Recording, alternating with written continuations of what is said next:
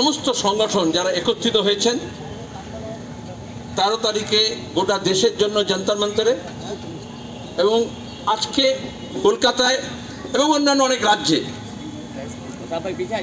ওয়াকফ সংশোধন উদ্দেশ্যে বা বদ উদ্দেশ্যে মোদী সরকার যে পরিকল্পনা তার বিরুদ্ধে প্রতিবাদ জানাতে, সেই প্রতিবাদে আমি নিজে এবং আমার দল সিপিআইএম আপনাদের সঙ্গে এক সুরে এক তালে বলতে চাই, এই সংশোধনী কোনো প্রয়োজন ছিল না, নেই, কিন্তু নির্দিষ্ট বদ উদ্দেশ্যে এই সংশোধনী নিয়ে আসা হয়েছে। आवाज लगाई जाएगी वो उलमाए कराम की जानिब से, जब भी हमारी मिली जमातें आवाज देंगी तो हम सड़कों पर उतरेंगे, इसलिए कि हमें जमहूरियत को भी बचाना है, संविधान को भी बचाना। কেন্দ্রীয় সরকার ঘোষণা করেছেন, আমরা আজকে কেন্দ্রীয় সরকারকে পরিষ্কারভাবে জানিয়ে দিতে চাই যে এই মুসলমানদের অধিকার নিয়ে, মুসলমানদের ধর্ম পালনের অধিকার নিয়ে কোনোভাবে আপনি খেলা করবেন না। কেননা ভারতবর্ষ ধর্মনিরপেক্ষ দেশ, এখানে মন্দির, মসজিদ, গির্জা, গুরুদুয়ারা সবার নিজস্বতা আছে, তাদের পবিত্রতা আছে, আমরা সবটাকেই সম্মান করতে চাই।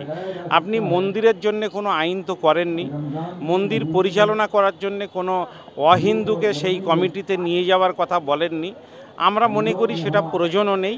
কিন্তু মসজিদ পরিচালনা করার জন্যে, কবরস্থান পরিচালনা করার জন্যে প্রশাসনের হস্তক্ষেপ আর অমুসলিম ভাইদের কমিটিতে অন্তর্ভুক্ত করা বাধ্যতামূলক, এটা কোনো নিয়ম নয়, বরং আজকে দেশ জুড়ে মোদী সরকার যে ফিতনা ফাসাদ তৈরি করতে চাইছে, যে নাফরাত আর মেরুকরণের পলিটিক্স করতে চাইছে, এটা তারই একটা অঙ্গ।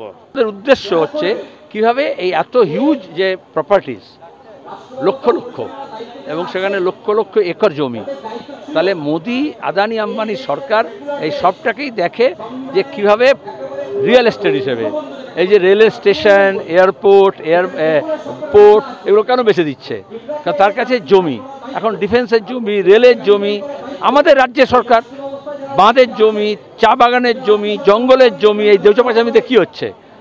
এই যে ট্রাম ডিপোতে আমরা দাঁড়িয়ে আছি, ট্রাম চালানো দেখছে না, ট্রাম ডিপোর জমি দেখছে।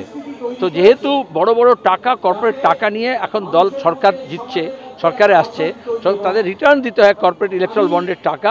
এই সরকার জনগণের যে সম্পত্তি আছে, সামাজিক যে সম্পত্তি আছে, সেটাকে ওদেরকে দিয়ে এই ঋণটাকে শোধ করতে চায়।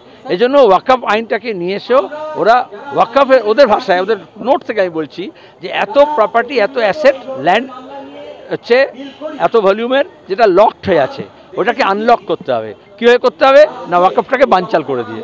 ये वक्फ अमेंडमेंट बिल और इस बिल का पास हो जाना मुसलमानों, जो मीडिया दिन रात परोसती है, उनको चाहिए। आज के ये धरना उसी सिलसिले में जो है मुनक़िद किया गया है। आज ये धरना तमाम मिली तंजीमों की तरफ से है।